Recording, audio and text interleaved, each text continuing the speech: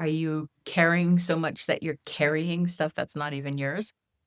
And yet, when it came time to make decisions, their mind and their brain really had too much to say. And it gets confusing because it's perhaps got the views of other people. I call it the house of they. Well, they say, and th- they suggest, well, who's they? Get clear on that first of all. Welcome to Intuition, Your Joy Compass. This is the podcast where intuition gets embodied and joy leads the way. This is where we integrate your humanness and your soul. They don't have to compete and they don't have to work against each other. Your soul comes in with joy. Your human self wants to learn joy. It just makes sense to merge them. I'm Vicki Baird, your intuitive guide, and also your wisdom-led mindset coach. And I want to bring the truth that you do not have to transcend your human experience to feel lit up and to feel aligned. You need to integrate it. And that is what we will do here. Hello there, and welcome back to this episode of Intuition, Your Joy Compass. Welcome again to 2026. I feel like it's such an exciting year and has a frequency that has hope in it. 2025 really felt like it was the year of the snake, so I guess we shed some skin, but it just felt really challenging. It felt difficult to get out of our own way. And listen, this is my bread and butter, gluten-free, thank you very much, in helping people to get out of their way. But I still felt like all year long I was tripping over those proverbial roadblocks or speed bumps, if you will. And I just feel like this year's energy, I'm not going to do a whole episode on it. Usually I do, but I've decided that isn't where my time is best spent. And each one of us has our own travels, our own direction.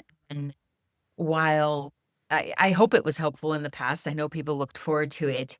I just feel like individually it's time for us to tune into our own vibration and feel what is right for us. So for me to say this is what the year is about, it just feels like it could deter some people from listening to their own intuition. So we're not going to do that this year. However, I do want to remind you to pick your word of the year. It's important to have that grounding place, that point that you can return to when it feels like everything else is wandering off. My word for this year was clarity, and you'll also hear why later on, but I just wanted clarity in my life in every area, the people I hang out with, the way I spend my time, the interests I have, the type of client I work with, and the programs that I want to offer. And I'm going to remind you right now to pick your word. So write yourself a note, listen to the first word that drops in, and go with that. It does not have to be a verb. It doesn't have to be a productivity. Please make it something that feels resonant to you and to your growth and to the joy of your life, okay? Because while clarity to me does feel, and it has had a lot of action behind it, mostly it's a resonance. I want to be in clarity in my conversations. I want to be clear in my communication. I want to have good eyesight. So I'm doing these eye exercises. I want to feel so tuned into who I am and why I came here in this lifetime that nothing can pull me out of that.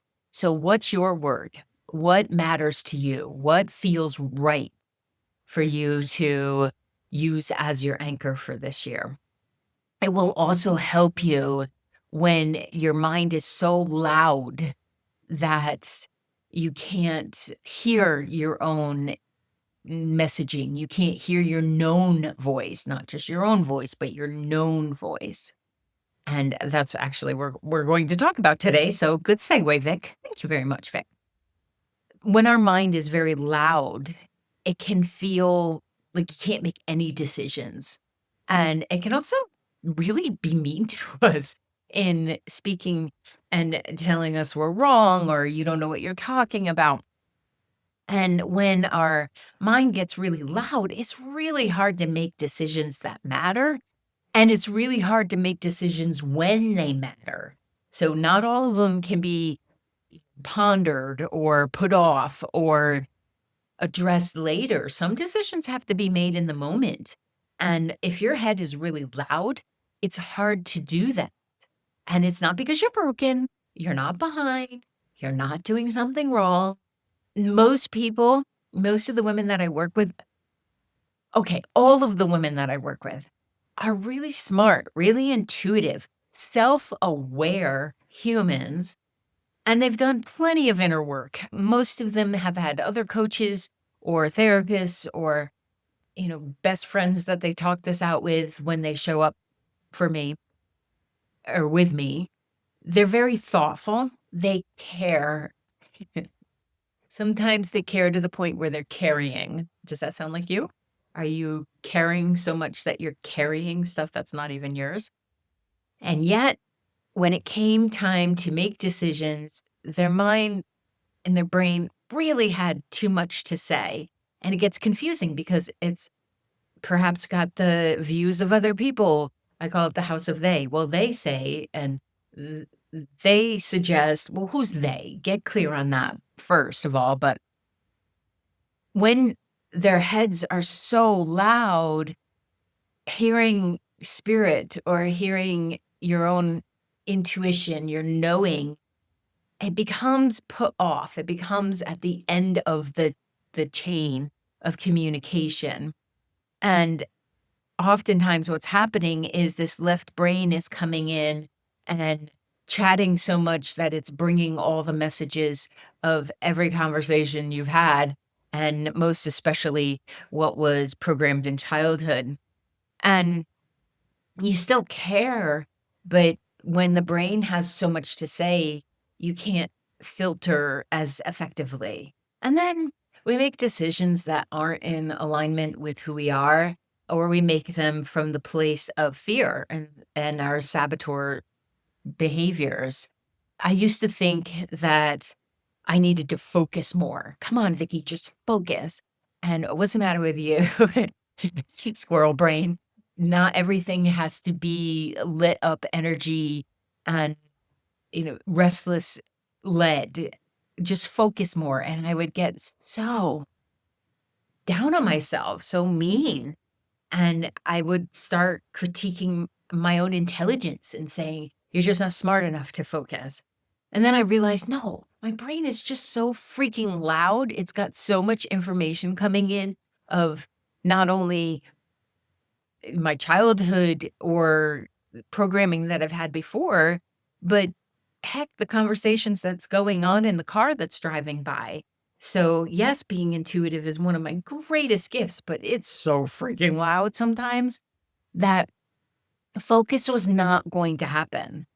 More information was not going to happen. And I love to research. So I would look for more and more things that would hopefully bring me certainty, but it can't because when my head is so loud, I don't know anything for certain. So that's why my word this year is clarity. And with clarity, I decided it's very powerful for me to say, I don't know what to do right now, so I'm not going to do anything. I don't know what's in my best interest. So I make no decisions from this place at all. And that includes dinner. Maybe an hour later, that's fine because there's just so much that we have to wade through sometimes that you're not going to, I wouldn't make a smart decision anyway. So when I eventually realized the noise wasn't there to help me decide, more information wasn't going to help me decide. It was actually there to protect me from something my brain perceived as a risk, and I see this a lot. And oftentimes in sessions, I will ask for the worst case scenario. What's the worst case scenario if you make this decision right now and you follow through on it? What's the worst case scenario? And oftentimes when you talk that out, it's not a big deal, especially with the women that I work with. They figure, "Oh, well, I've faced things that were much more difficult than that. So, let's just make this decision by taking one small step." Are the noise that ends up in your head, and you're no different than anyone else. I really want you to hear that if your brain does this, you're in amongst a great group of people, myself included, because this is the way our brains are wired. They're absolutely wired to protect us, to keep us what they think is keeping us safe. So I would suggest you doing this, that when you feel you can't make a decision, go to the worst case scenario. And if it's something that is so out there ridiculous, have some humor around it, and then go to the next worst case scenario. And the closer you get to, "Oh, I can actually manage this, and it's not as scary as I thought," then you get to breathe. You get to recognize that the noise isn't going to help you decide, but it's also not necessary for it to protect you from whatever the risk it was making a bigger deal out of. That mental noise is not a problem to fix, but a pattern to understand, and to recognize that with some quieter head, with some clarity, and with some self command, that pattern will show up less and less, so that it stops running the show, and it stops leading you in this place of panic rather than in a place of perception or, progress. I have a friend who will tell me over and over again that this is how I react because I have trauma. And I said to her, I respect that. I don't know a single person who doesn't have trauma in their life somewhere. But at some point, we have to say to the brain, yeah, that's absolutely true. I've been through that. I have memories of that. And I'm not sure if it's completely released yet. And I know I don't have to respond in my life from that either. I can strengthen my right brain. I can strengthen my ability to turn down the mental gnaws? No, the mental noise, recognize this is a pattern of which I've lived that I just don't want to be in anymore. It's normal to have this dichotomy, to have this back and forth, and to feel like your brain is constantly interrupted, and that was normal before we had all the interruptions of, you know, phones and computers and 24-hour news cycles. That's absolutely just biology. It's how our brain is, and it tends to show up in a dialogue or an argumentative way, but if you can be the observer of your own thoughts, you can also interrupt that pattern, and there's such a relief that comes when you when your brain stops arguing with itself and works in collaboration and in an integrated way with your knowing and with I don't know, the data, the information that you have in front of you. Most of us are not confused. We're interrupted so much that we stay on and constantly in motion to the next thing, and quieting and allowing the noise to pass feels uncertain. It feels a little bit scary even. Our brain has developed to generate commentary, especially when it comes time to making a decision. And there's such a relief when your brain stops fighting itself and stops arguing with what you already know. I remember when my late husband was seemingly fine. He had had his first aortic bypass bilaterally too, not just one way, let's go both. And it's looked like he was in recovery, like he was building stamina and he was engaging in daily life again. And yet my sense kept saying, my intuition kept saying, "No, he's passing soon. He's out of here." And I had such a tug of war going on within me, and it had me so distracted that I had a really hard time paying attention. I used to love the fact that I did so many intuitive readings at that time, because when I'm in a reading, the rest of the world just stops. It's the person I'm speaking with in that moment and the information that's coming through is there's no longer any of this chaos, any of this noise in my head back and forth.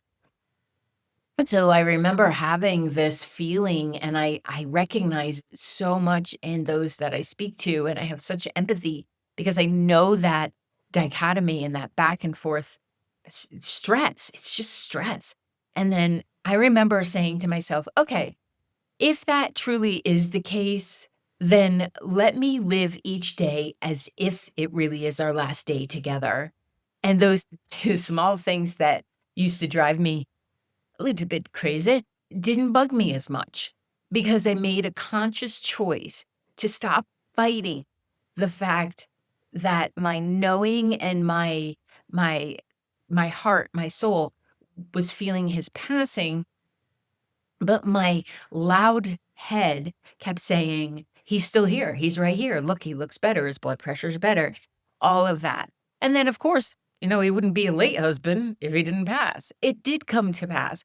But in the meantime, that tug of war stopped enough that I was able to be present in our moments and to be grateful even that I had that knowing, because it's true of all of us, right? So the relief that comes when you stop trying to win an argument, I was trying to it was literally like a debate club going on in there, and I was trying to win the argument every day. And when I stopped fighting it, the relief that came over me was enough that I didn't have to listen to the chaos in my head anymore. And this happens on a daily basis. It may not be an event that is that, significant. It could be, what job to take, or, which bus to take home, or do I go out with that person, or do we have sushi tonight? The conversations that happen in our brains, the more that we are aware of them. And yes, I know some people don't have a dialogue within their heads, and okay, great. But my experience has been that the majority of us do. So that's what I'm speaking to. If you can recognize that the saboteur voices often sound reasonable, they sound protective. Sometimes they even sound wise and like this, guide. You should not absolutely invest in that course because you wanna keep the money in savings for we don't know what reason. Huh. Those decisions like that should be thought about and processed and made with intelligence and with time, but they should also be questioned. Is there a fear of investing in this, investing in myself because I wanna keep that amount of money liquid, or is it a wise decision? Am I making the decision to invest in this course because it's coming from a restlessness? Oftentimes, our saboteur voices will sound like, "Let's think about this a little bit more, and we'll do it tomorrow." This idea feels hard. Maybe a different one would be better. Let's pivot instead of commit. You must be 100% prepared or don't even start.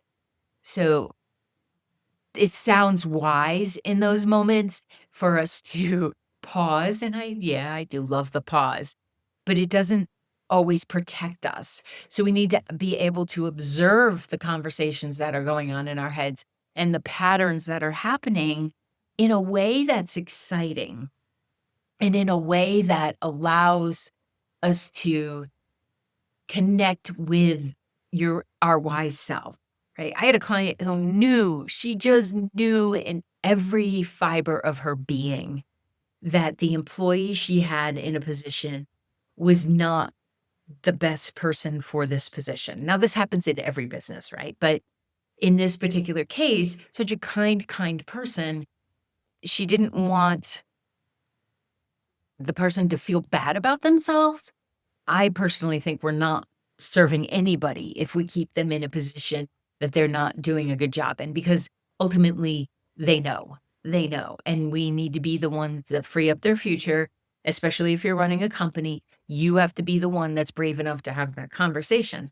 So she knew it was time to release this person, but her brain kept saying, "Oh, let's just wait. Maybe they'll give their notice. Maybe they'll recognize that this isn't working for them."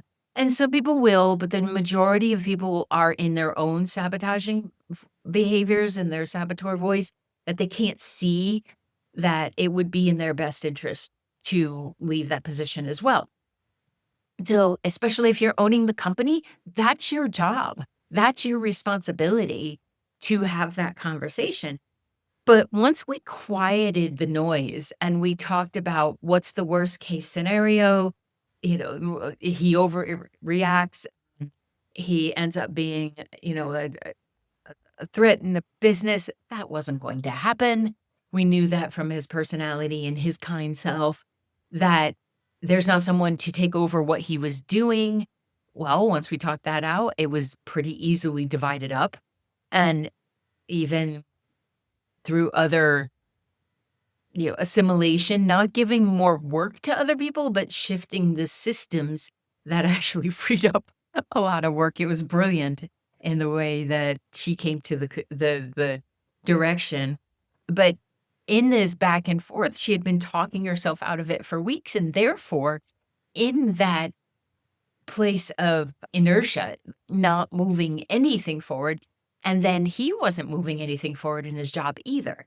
So saboteur voices, or saboteur behaviors rather, we mirror each other, and then we all dance in the land of no progress.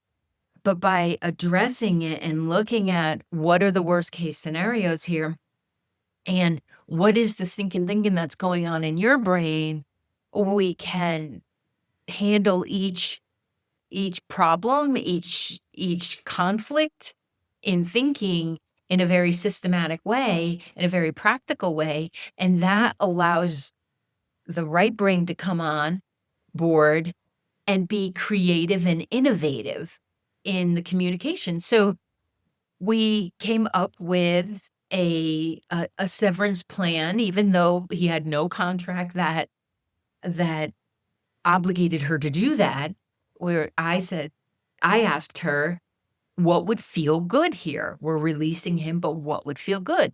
And she knew that giving a month's salary would feel so lovely to herself, and that's what she did. I didn't have to pay him. That's what she did, and then she had the conversation that very day, and they both knew it, and they had a lovely a lovely parting, and then she didn't have to go into the next day dreading this, knowing that she wasn't listening to herself. She also wasn't running her company effectively, and she wasn't helping him. So she decreased so much noise by being willing to look at it and recognize, "Okay, brain, you are trying to save me here, you're trying to protect me, but I don't need that right now." And that's one of the things that I really suggest, is that when this is coming up and you can't make a decision and you're back and forth in your head, just look to that voice in a way that you can even turn your head to whatever side. My body instinctively turns to the left. I know it's my left brain that's bringing this up. So my body instinctively turns to the left, and I will do that and say, "Noted. I hear you. Thank you so much." And that's negative talk, or those fears are not serving me right now. I know you're trying to protect me, and so bless you for that. It's not what we're going to do here. I'm going to take some breaths. I am going to focus on the beautiful plants that are in my office, and I'm going to take a moment in gratitude for understanding that this is a pattern that I'm ending. And then I'm going to take some energy down into my body. And then I am going to take the first step. What is the first step? Well, the first step in this case was looking at what's the chaos that's in the room and how can I calm it enough that I can create clarity. And then by doing that, you can have the reassurance that I don't have to have silence to have clarity. I just have to turn the volume down a little bit. We just have to reduce the pots and pans that are being banged in my head. And you do that by embodiment. You do that by getting into your body, however that works for you. Go for a walk, do a couple jumping jacks, stretch, feel your feet in the floor. If you're in a meeting, one of the things that could be really, really helpful is to squeeze your toes in your shoes because nobody's looking at your feet. Because if they are, that's weird. Just squeeze those toes into the ground and it'll help you get into your body. You don't need silence to have clarity. You need authority. You need to be able to speak to your own brain and say, I know what you're up to. I appreciate you. And no, thank you. So I'm going to ask you this week, can you do that? Can you notice one moment where the noise shows up? It may sound like your mother. It may sound like a previous partner. It may sound like that judgy teacher you had in 3rd grade. Not you, Miss Nystrup, you were wonderful. But it may sound like the collective. It may sound like those TikTok video voices that, that you're watching that are complaining and not helping. So once you have that authority, once you know, oh, I have these 2 beautiful parts of my brain, and I would love for my wisdom side to be in charge. I would love for my intuition to speak more here. It doesn't have to be quiet. Even the suggestion that when you meditate, your head is completely quiet is a bunch of bunk. That's not true. You may have 5 seconds where there's no thought, but your brain's going to come back online. Have that authority. You don't need to fix something. You don't need to resolve anything this week. Just notice. Just notice. That's the first step. Noticing and then not judging yourself for the fact that your brain is doing what it's doing. Your brain will not change unless you take some action to change it. And you can. I see proof every day in my coaching practice, in my life, and in my household. The other night, Mike and I had difference of opinion about something, and I just walked out of the room in frustration, and then I came back and I said, "Saboteur took over. I'm here. What is it that you would like to say? I'm listening." And then he said, "Well, so did mine. So I'm listening to what you have to say about this too." And we had a beautiful conversation that could have ruined the night. We were heading out on a date to go see Edwin Drood. Oh, that was so good. The Mystery of Edwin Drood. So good. Highly recommended.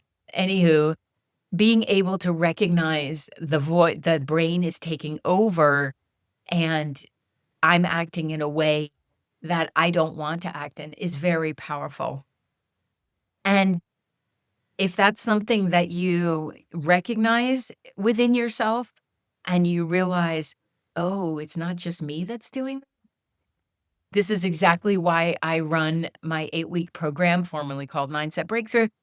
It's called Living in Clarity now, because this is what I know brings joy and brings ease and self-love to every client that I've ever worked with, is bringing that clarity. So I'm running these 8-week programs. It's a small group, keeping the number small.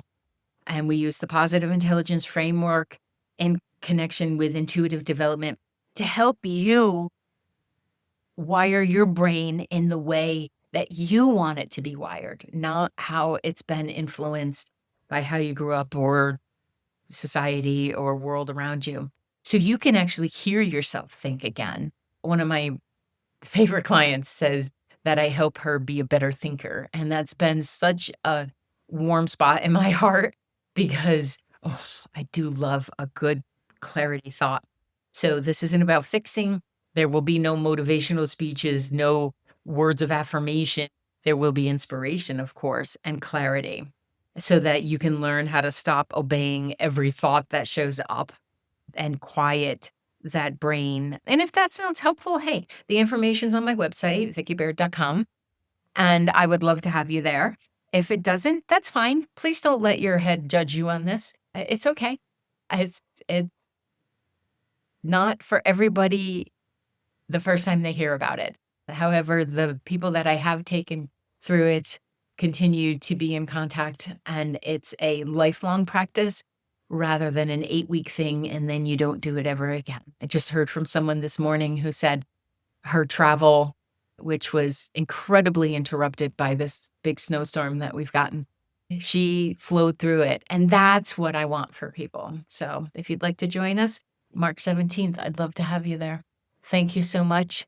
And here's to understanding ourselves a bit more so that we can thoroughly enjoy this experience we get to have as a human in a soul body. I said that backwards. A soul in a human body. Oh, I love doing this. So thank you so much, and I'll see you in the next episode. Thank you so much for listening to this episode of Intuition, Your Joy Compass. I'm so grateful you are here, and I'd just like to leave you with what I would consider a listening agreement. By listening to this podcast, you agree to stay open, curious, and connected to your own intuition. You agree to take what resonates and throw out the rest into your body, into your breath, and into your lived experience. You agree to honor your humanity, trust your soul's voice, and let joy guide your next step. This is not passive listening, and this is not toxic positivity. This is conscious receiving.